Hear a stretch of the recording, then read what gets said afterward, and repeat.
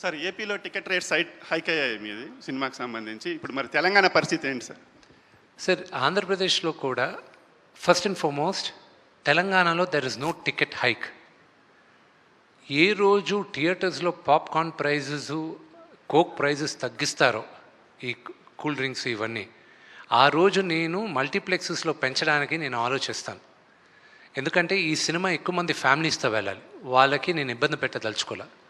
అందుకే ఆంధ్రప్రదేశ్లో కూడా కొన్ని సెంటర్స్ వరకే, అన్ని సెంటర్స్లో కాదు, కింద టికెట్స్ కాదు, పై సెంటర్స్లో కొన్ని టికెట్స్ వరకే 50 రూపాయలు పెంచడం జరుగుతుంది.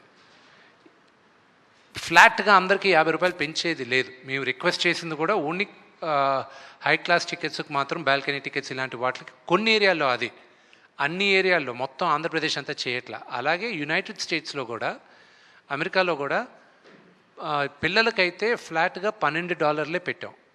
అది ప్రీమియర్ షోకి అడల్ట్కి $16, మరుసటి రోజు నుంచి $14 పెట్టాం. పిల్లలకు మాత్రం $12 పెట్టాం. ఎందుకంటే నా వ్యూ ఏంటంటే ఈ సినిమా పిల్లలు ఎక్కువ చూడాలి. మేము చిన్నప్పుడు పెరిగింది, నాకు ఈరోజు రామాయణం మహాభారతం నాకంతా తెలిసింది ఏంటంటే, సండే అయితే నేను టీవీ ముందు వెళ్ళి కూర్చునేవాడిని, రామాయణం వచ్చేది, మహాభారతం వచ్చేది, అలాగే కన్నప్ప, అలాగే రామారావు గారు తీసిన ఎన్నో సినిమాలు. నాకు మన హిస్టరీ గురించి, మన చరిత్ర గురించి, మన దేవుళ్ళ గురించి తెలిసేది సినిమాల ద్వారా తెలిసింది. నాకు కామిక్ బుక్ కల్చర్లో తెలిసింది నాకు. కానీ ఈ జనరేషన్లో కామిక్ బుక్ కల్చర్ లేదు, సినిమాల ద్వారా తెలియాలి. So it is my attempt. రాసేటప్పుడు కూడా 25 సంవత్సరాలు కింద పడిన వాళ్ళకి సినిమా చూడడానికి వెళ్ళినప్పుడు వాళ్ళకి ఎలాగ నచ్చుతుంది అనే ఉద్దేశంతోనే కథ చేసాం. సో అంతేగాని కకృతితో టికెట్ ప్రైజెస్ పెంచట్లా. విష్ణు గారు, ప్రభాస్ లాంటి స్టార్ని ఈ ప్రాజెక్ట్లోకి తీసుకొచ్చారు, అది మీ పెద్ద విజయం, అది బిగ్గెస్ట్ సక్సెస్. కాకపోతే అంటే ఆయన కనీసం ప్రీ రిలీజ్ ఫంక్షన్లో తీసుకొచ్చుంటే ప్రభాస్ ఫ్యాన్స్ ఇంకొంచెం హ్యాపీగా ఉండేదేమో. ఆ ప్రయత్నం ఎందుకు చేయలేదు? నా బ్రదర్కి మొహమాటం, కొన్ని అతను కంఫర్టబుల్గా ఉంటాడు, కొన్ని అతను అన్కంఫర్టబుల్గా ఉంటాడు.